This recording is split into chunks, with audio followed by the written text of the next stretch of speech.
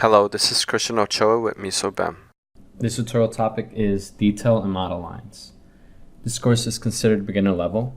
You will learn the difference between detail lines and model lines and how to use them.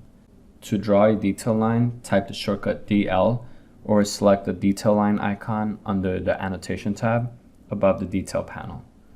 The modify tab will open and you will see two panels appear called draw and the line style. The draw panel holds all the types of lines, curves, and shapes you can draw, while the line style panel holds a collection of line styles that you can choose from. Select the draw line tool and the wide line style.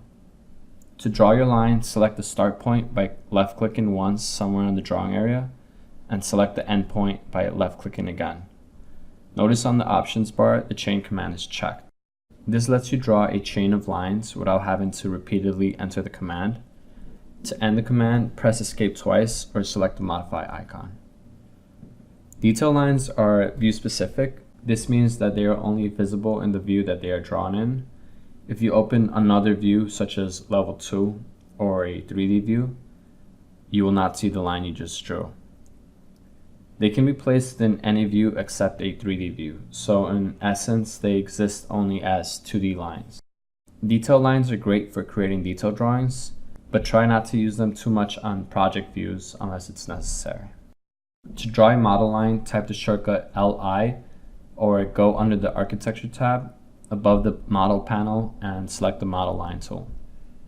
The same panels in the Modify tab will appear, but the options bar now includes the Placement Plane option. This indicates where you will be placing the line on.